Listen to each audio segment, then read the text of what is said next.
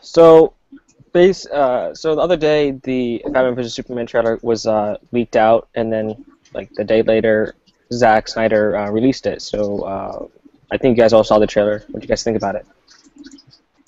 It was lit. It looked like a good trailer. I mean, as far as trailers goes, it was pretty good. Uh, I have a problem with it though.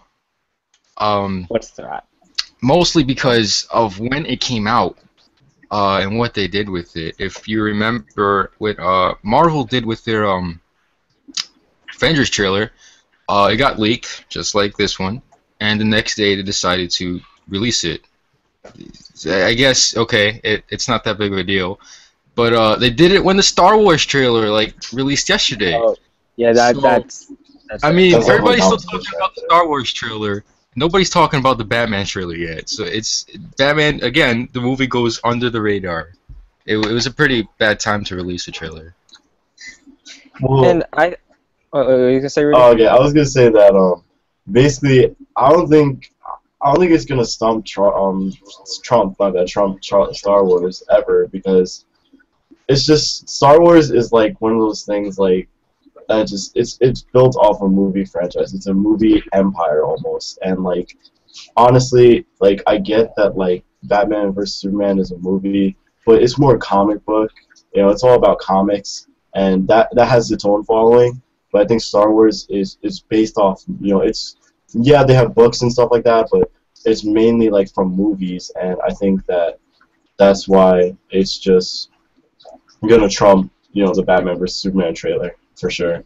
Oh, by far, the fan base for I think Star Wars is way bigger than there Agreed, is. agreed. 'Cause I Yeah, mean, I think they've been on the big screen for way before any of the superheroes were Mhm. yeah, doing like what they were doing. 1970, whatever.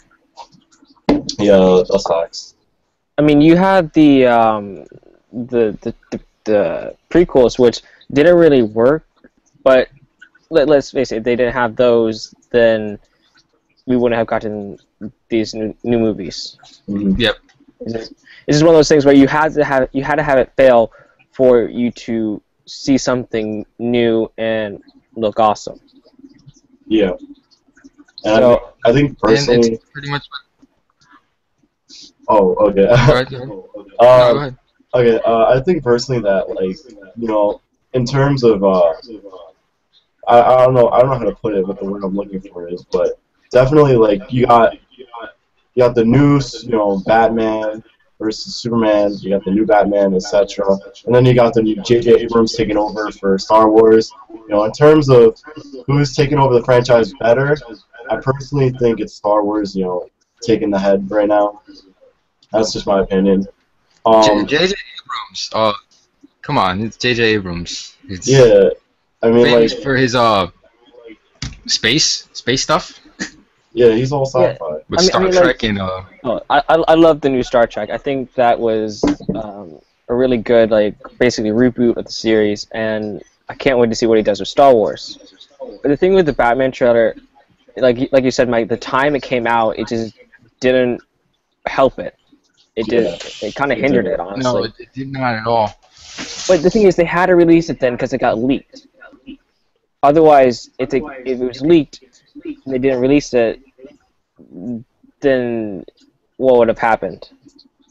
Well, I mean, like, I just feel like if they didn't like, even if it got leaked, like I know it got leaked, but personally, I think that they should have like just kind of kept it under wraps still and just waited because not like I know it got leaked and I know it's out there and all that stuff, but if they just would have kind of like held it and then waited for an official release or maybe even changed it up a little bit and added a little bit more to the trailer or something like that and then re-released it to the public, I Well, think it would have helped the case and would have helped that competition between Star Wars versus Batman versus Superman. I mean, with the switching it up and adding more footage or taking some out and, or adding new footage in, there's an IMAX screening of the trailer that was going to happen like this week or something. They're showing two trailers, and both of them are going to have like more scenes and cut differently and everything. So it's going to be different. So the people who bought these tickets for the 15 minutes IMAX screening of the trailer, are not getting gypped because it's different than what we saw. Yeah, but that's still paying, to go see a trailer, and Yeah, I think that's stupid, but that's yeah. whatever. It's whatever, honestly. And it confuses me though because didn't they like release like a teaser? Yeah, they released a teaser the 16th, I think. It was going to be like the 20th that they saw the full trailer. So I'm like, what's with that? They already had the date for it. So Yeah. I mean, speaking of the trailer itself, I kind of wanted a darker tone, but I think it was dark enough. I guess my friend pointed out to me. It's just it didn't need to be darker. But the one I told you this earlier, Mike, when we were waiting for everyone to get it, waiting for Rudy to get in. The one scene that I was somewhat confused by and didn't understand was when the guards were kneeling down and they had Superman's House of El emblem on their shoulders. Then I was kept looking at it. I'm like, this reminds me of Injustice. I mentioned this to you earlier. Yeah. The thing I think it maybe has a cult following. I have no idea. I've never seen that before. It could be they idolize him maybe, and they've created something to help him along with his duties. But it was also a bunker. Like it was a secret bunker. So is he working with the government or what? What's going on there? I mean, we have to see if they say that in another trailer or not. But yeah, I don't want them to spoil the story in the trailers. Yeah, I agree. Yeah. That's what happened with Terminator. I refuse to watch the second trailer. The trailer just gave away everything. It's horrible. I heard it gave away the plot twist. Yeah, and if you've seen the Spider-Man 2 trailer, it was pretty bad. It was just like that one. Really? Wow, that movie. That movie.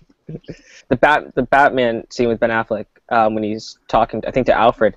That after they showed like the false god Superman statue, that was really cool.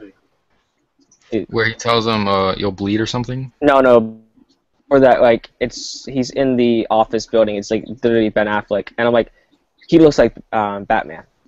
Oh yeah. It's I also didn't know if Ben Affleck would be a good Batman, but I thought he would. The funny thing about that, I was against him at first, then I started to grow towards it a bit. Anyways, the funny thing is he gets a lot of crap for Daredevil, but now he's Batman. Yeah. No one gives a crap about this Batman. But look, we have a new Daredevil.